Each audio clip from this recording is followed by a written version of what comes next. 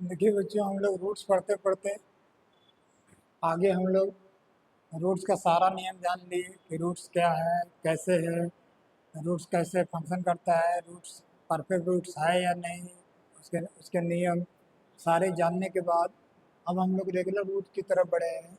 तो रूट्स में दो टाइप के क्वेश्चंस बनाए जाते हैं, एक रेगुलर रूट्स और एक इरेगुलर रूट्स। तो अभी हम लोग रेगुलर रूट्स शुरू कर रहे हैं, इसके बाद हम लोग इरेगुलर रूट्स पढ़ेंगे। इरेगुलर रूट्स ख़त्म हो जाएगा तो फिर हम लोग इसके बाद क्यूब नंबर पढ़ेंगे, जो कि आगे के स्लॉट में आपको मिलेगी। अब हम लोग को देखना है कि रेगुलर रूट्स बेस्ड क्वेश्चन है क्या।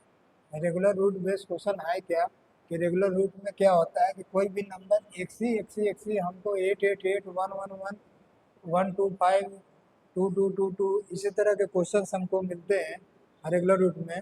और वो दो प्रकार के क्वेश्चंस मिलते हैं, एक क्वेश्चन जो है अनंत तक जाते हैं, एक क्वेश्चन अनंत तक जाते हैं। जैसे इस तरह का क्वेश्चन अनंत तक गया है और कोई रेगुलर रूट में मल्टीप्लाई में तो रहता ही है, लेकिन कहीं भी जाकर ये रुक जाता है। इसमें दो तरह के बेसिक क्वेश्चंस होते हैं, दोनों क्वेश्चन को हम लोग आराम से बनाने का प्रयास करते हैं। कि हमको कहता क्या है कि कोई भी नंबर रेगुलर रूट्स में हमको दिया गया है, कोई भी नंबर अगर रेगुलर रूट्स में हमको दिया गया है ना। अब क्या दिया गया है कि x x x x up to infinite, है ना। तो इस क्वेश्चन को बनाने के लिए इन्फानाइट तक दिया गया है, तो इस क्वेश्चन को बनाने के लिए हम लोग क्या कर सकते हैं कि इसको हम लोग लेट कर सकते हैं कि लेट वाई बराबर इक्वल। अब लेट वाई बराबर तो कर दी, अब स्क्वायरिंग बोथ साइड करेंगे, स्क्वायरिंग बोथ साइड्स, है ना। पहले बेसिक हम लोग देख लेते हैं, बेसिक के बाद फिर कम्पिटेटिव भी देख लेंगे। बेसिक में देख लेते हैं, स्क्वायरिंग बोथ साइड करेंगे तो एक से स्क्वायर होगा, एक साथ जाएगा और ये जो जितना भी नंबर है वह नंबर क्या होगा अनंत तक, उसी तरह उसी प्रकार अनंत अनंत तक वह जाएगा। तो अनंत तक जाने का मतलब क्या है कि अनंत तक तो गया लेकिन एक तो बाहर निकल गया। अनंत में से एक लोटा पानी तो आप निकाल दिए, अब समुद्र का तो जल स्तर कम हो जाएगा। तो ऐसी बात थोड़ी है कि अनंत अनंत तक है, उसमें से एक बाहर निकल जाने के बाद कोई मान फिर से वही हो जाता है। अब इसी को हम लोग एक्स माने थे, इसी को हम लोग वाई माने थे, तो ये वाई के बराबर हो गया। अब हम लोग इसको लिख सकते हैं वाई का स्क्वायर है तो वाई इंटू वाई, एक्स गुने वाई, एक वाई से एक वाई कट जाएगा ताकि ये मल्टीप्लाई में है, इधर का डिवाइड में कट जाएगा, यानी वाई इक्वल टू एक्स। तो हम लोगों को एक चीज़ समझ में आया कि यही इसका आंसर होगा कि वाई इक्वल टू एक्स, यही इसका आंसर होगा। तो यहाँ तक तो क्लियर है कि यहाँ तक कोई नंबर है तो उन नंबर का रेगुलर रूट्स में अगर मान दिया गया है तो हम लोगों को बिना देखे इसको हम लोग बना सकते हैं। कि इसमें देख रहे हैं कि 888 है, इसका आंसर क्या होगा 8। ये 111 है, इसका आंसर क्या होगा आप सोच लीजिए 1। ये 125 है, इसका आंसर क्या होना चाहिए 125। तो रेगुलर रूट्स में तो ये समस्या नहीं, रेगुलर रूट्स में तो ये समस्या नहीं है कि कोई भी नंबर कुछ भी हो, हमको ऐसा आपको कहीं कहीं दे देगा कि आपको भरवाने के लिए 25 अप टू इन्फिनिटी तक दे देगा।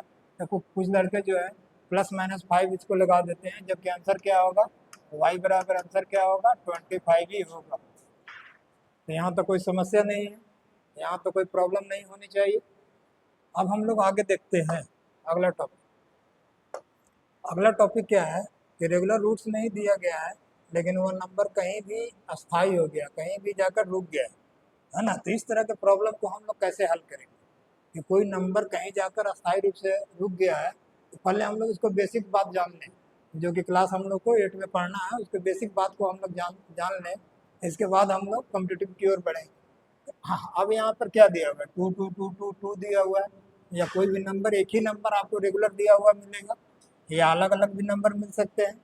तो हम लोग को पहले देख इसको देखिए कि 222 कितनी बार दिया गया है हमको। अगर ये 222 जो है रूट में कितने टाइम्स दिया गया है, सबसे पहले इसको देखें कि ये कितने टाइम्स दिया गया है, तो 4 टाइम।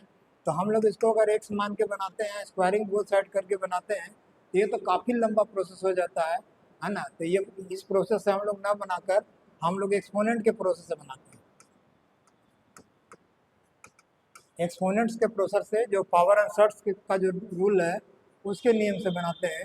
तो उसके नियम में क्या है कि हम लोग जानते हैं कि रूट्स का अर्थ क्या होता है। रूट्स का अर्थ क्या होता है, हाफ होता है।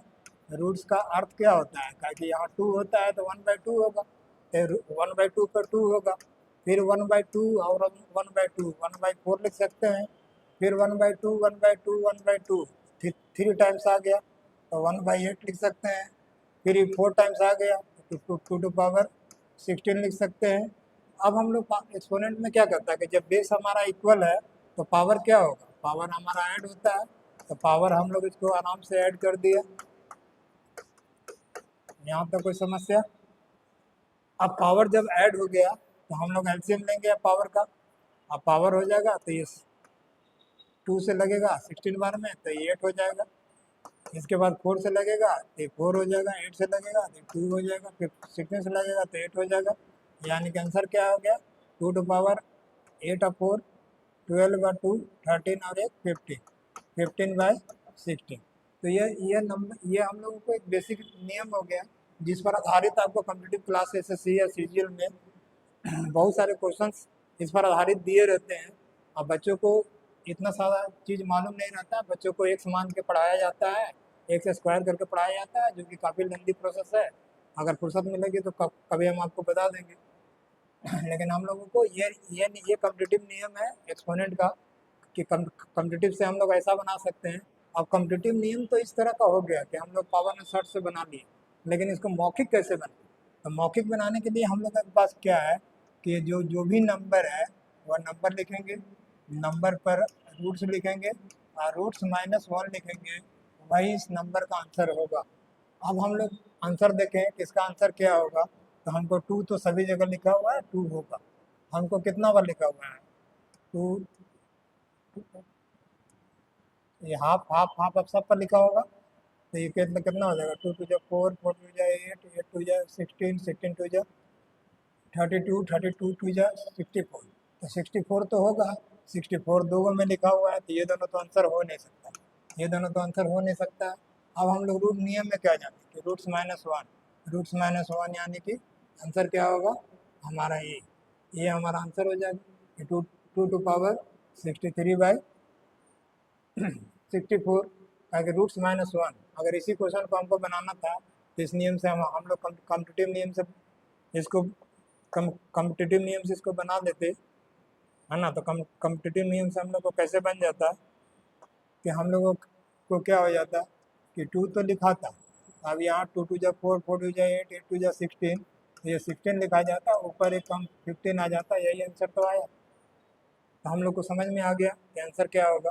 अब हम लोग इसको देख लेते हैं कि 2 2 8 तो होगा, 8 तो होगा, 8 होगा तो 8 में तो हम लोग को 8 एक ही मिल रहा है, लेकिन ऐसा है कि 8 जो है किसी भी नंबर का क्यूब ही, तो हम लोगों को इसको ध्यान में रख के इसको देखना होगा कि क्या क्या हो जाता है।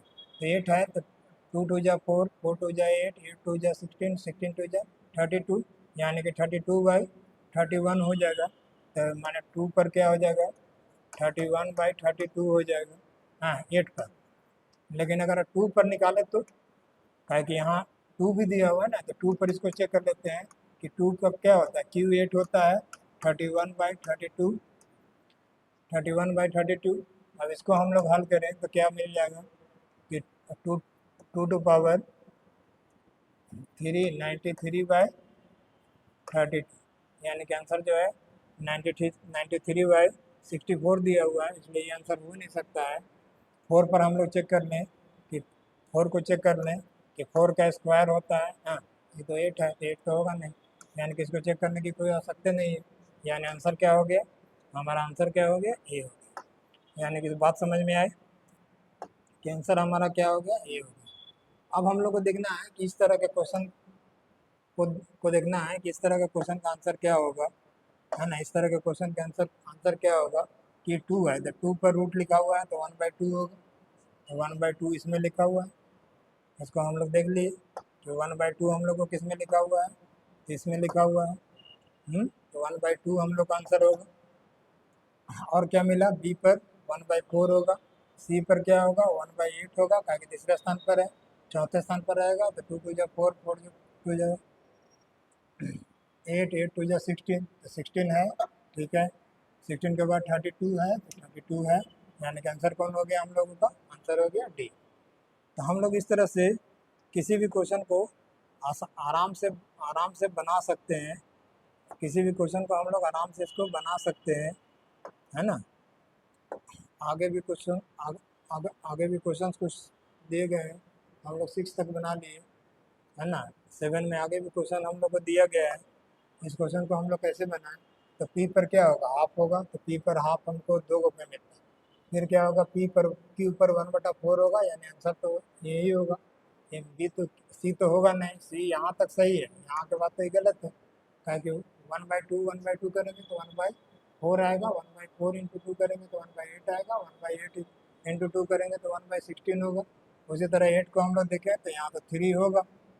अभी क्या हो जाएगा? 2 2 जा 4, 4 2 जा 6, 6 2 जा, हाँ 2 2 जा 4, 4 2 जा 8, 8 2 जा 16, तो ये 16 होगा। और ऊपर में हमारा एक कम होता है, यानी कि 15 हो जाएगा। तो हमारा आंसर यही सही हो गया। अब 3 जो है फैक्टर है नहीं किसी का, तो हम लोग का आंसर यही सही हो गया। इस तरह से हम लोग आगे और भी बहुत सारे क्वेश्चंस हैं जिसको हम लोग बना सकते हैं। इसको हम लोग बना सकते हैं, इसको हम लोग आसानी से बना सकते हैं, है ना। इसको हम लोग आसानी से बना सकते हैं कि इसका आंसर क्या होगा। इसका आंसर क्या होगा? ये कहाँ तक गया है? अनंत तक गया है, तो अनंत तक गया है तो इसका आंसर क्या हो जाएगा? आंसर सी हो जाएगा, कोई समस्या नहीं। आगे और भी बहुत सारा क्वेश्चंस मिलेगा, है ना। आगे इसके और भी बहुत सारे क्वेश्चंस मिलेंगे। अभी तो हम लोग 6 तक देखे हैं, है ना। आगे हम लोग को बहुत सारा क्वेश्चन मिलेगा, है ना। 5 तक देख लिए, 6 से क्वेश्चन हम लोग देखते हैं। हाँ 10 तक देख लिए ना, 10 के बाद 11 से क्वेश्चन को हम लोग देखते हैं कि 11 से क्वेश्चन क्या कहता है ना। अब 11 क्वेश्चन को देखने के लिए हम लोग यहाँ पर ध्यान रखें कि हम लोग को 11 क्वेश्चन देखने जा रहे हैं। यहाँ क्या दिया हुआ है? पावर जो है 2 को ना देकर यहाँ पावर m दे दिया है और x का मान पूछ रहा है। तो इसको हम लोग कैसे बनाएं? इसको हम लोग कैसे बनाएं? तो ये तो ठीक है कि m का पावर है, तो हम लोगों को इस नंबर को कोई ना कोई नंबर से मानना होगा। अब यहाँ x m दिया हुआ है तो हम लोग y मान लेते हैं, y मान लिए। अब y पर स्क्वायरिंग बोथ साइड हमको करना होगा, तो स्क्वायरिंग बोथ साइड ना करके स्क्वायरिंग हम लोग इस पर m का कर दे, तभी तो पावर वाला कैंसिल होगा। तो यानी कि हम लोगों को इतना तो आ गया कि y⁴m इजकल टू एगो एक्स बाहर निकल गया और बाकी जो है वो अंदर हमारा ये रह गया m x⁴m, और भी चला जाएगा x⁴m अप टू कहाँ तक गया? अनंत तक गया है। अनंत तक गया है तो हम लोग यहाँ से लिख सकते हैं कि y⁴m is equal to x into, इसको क्या माने? हम लोग y माने, तो y लिखा जाएगा। अब y जैसे ही लिखा गया, हमको वैल्यू किसका निकालना है? तो x का, तो y⁴ क्या हो जाएगा? m/y। अब y पर किसी संख्या का पावर नहीं है तो क्या पावर दे सकते हैं? x का, तो y⁴ क्या हो जाएगा? m-1, ऐसा हो जाएगा। अब y निकालना है तो y क्या हो जाएगा? x⁴ 1/m-1। तो हम लोगों को ये आ गया, तो इसका आंसर क्या हो जाएगा? इसका आंसर जो है हमारा m-1, x⁴m-1 हमारा इसका आंसर आ गया। तो हम लोग इस तरह से टफ क्वेश्चन को आसानी से हल कर सकते हैं। इसी तरह हम लोग आगे भी क्वेश्चन को देख लें। ये क्वेश्चन 4 बार लगभग CGL में आ चुका है। कभी GD में दे देता है, कभी SSC में दे देता है, कभी CHSL में दे देता है, कभी आपको SSC कंबाइन में दे देता है, CGL में दे देता है। तो इस तरह से कभी PT में दे देता है, कभी मेंस में दे देता है। तो ये काफ़ी इंपॉर्टेंट क्वेश्चन है जिसको कि आप एकदम ध्यान रखेंगे कि ये क्वेश्चन अवश्य ही आपको एग्जाम में कोई ना कोई फर्दर एग्जाम में आपको ये क्वेश्चन मिलेगा ही। अब हम लोग देखते हैं कि क्वेश्चन नंबर 12 को देखते हैं। तो क्वेश्चन नंबर 12 क्या है ना। क्वेश्चन नंबर 12 को हम लोग देखते हैं कि क्वेश्चन नंबर 12 क्या कहता है। इसमें यहाँ पर माइनस है तो प्रिंट गलत हो गया। चलिए ठीक है, इसको हम लोग देख लिए। तो क्वेश्चन नंबर हम लोगों को देखना है 12 को। तो 12 को हम लोग देखेंगे कि ये तो 7 7 7 है, इसका मान तो हम तुरंत निकाल सकते हैं कि 7 होगा। ये देख रहे हैं कि क्या है, 343 है, तो किसका क्यू है? क्यू तो अभी पढ़े नहीं है, तो अभी आप यही समझ लीजिए कि वह 7 पर क्यू लिखा हुआ है और इधर x-1 लिखा है। 7 पर कोई पावर नहीं तो 1 है, 7 पर 1 पावर दे दिए। ये 7 से इसको मल्टीपल कर देते हैं तो 3x-3 हो जाएगा, 3x-3 हो जाएगा। और जब बेस समान है तो पावर क्या होंगे? समान होंगे। ये इतना तो कॉम्पिटिटिव क्लास के हैं तो आप जान सकते हैं कि जब बेस समान होते हैं तो उसके पावर समान होते हैं। एक्सपोनेंट में आप लोग पढ़ चुके हैं। तो 1 + 3 इक्वल टू क्या हो गया? 3x। तो x बराबर कितना हो गया? 4/3। यानी कि आंसर हमारा क्या आ गया? 4/3। 4/3 है, 4/3 है, तो हमारा ये आंसर हो गया। इस तरह से हम लोग बहुत सारे प्रॉब्लम को सॉल्व कर सकते हैं, सॉल्यूशन दे सकते हैं। अब हम लोगों को एक और क्वेश्चन देख लें कि क्वेश्चन नंबर 13 क्या है। तो वही एकदम सेम टू सेम है, 12 बाई वही 13 है कि 5 इजकल टू 5 पर हम लोग क्या लिख सकते हैं? 3x लिख सकते हैं। इसको तो डायरेक्ट बना सकते हैं, कुछ ज़्यादा लिखने की जरूरत नहीं है। जब बेस समान है तो उनका पावर समान होगा, तो 1 इजकल टू क्या हो जाएगा? 3x। x इजकल टू क्या हो जाएगा? 1/3। यही आंसर हो गया। यानी कि x इजकल टू हम लोग को कितना आ गया? 1/3। और 1/3 आंसर में आपको दिया हुआ है या नहीं है? तो आंसर, इसमें आंसर क्या हो गया? इतना आसान क्वेश्चन है, लेकिन इसका ऑप्शन जो है आपको टफ कर दिया है कि आपके हिसाब से कहीं ना कहीं गलती हो, है ना। आप जल्दी से इसको आंसर सी मार दें या डी मार दें। इसी तरह 14 नंबर क्वेश्चन भी आसान है। इसको आप बनाइए, आप बनाकर आप कमेंट कीजिए कि इसका आंसर क्या हो सकता है ना। 14 नंबर क्वेश्चन जो है आसान है, जिसको कि आप बनाइए, आप बनाकर कमेंट कीजिए कि इसका आंसर आंसर इसका क्या हो सकता है ना। 14 नंबर क्वेश्चन का आंसर क्या हो सकता है?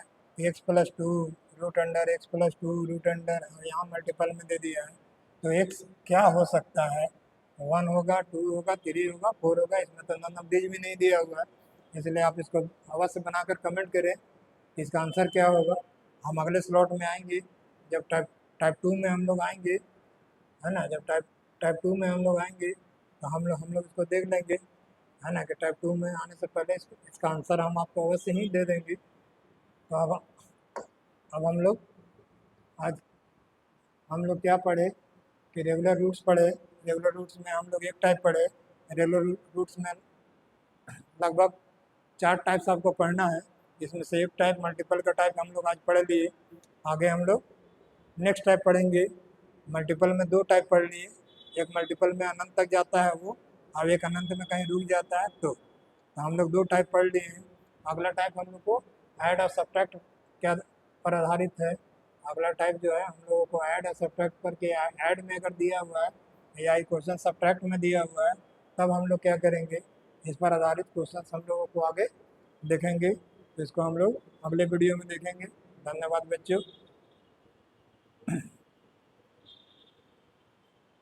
बच्चों, आप लोग से गुजारिश है कि आप चैनल को सब्सक्राइब कर लें और लाइक कर दें, क्योंकि हम आपको बिल्कुल मुफ्त में ही शिक्षा दे रहे हैं। कॉम्पिटिटिव क्लास, सारा का सारा कॉम्पिटिटिव क्लास का मैथ आपको हम बता दे रहे हैं। इसलिए आप इतना तो कर सकते हैं कि चलिए, अपने नहीं तो अपने दोस्तों को कम से कम शेयर कर दीजिए कि ये भी एक कॉम्पिटिटिव क्लास अभी नई खुली है ना, बिल्कुल यूट्यूब पर। और अगर आपको अच्छा लग रहा है तो आप बिल्कुल इसको लाइक करें। चलिए, धन्यवाद।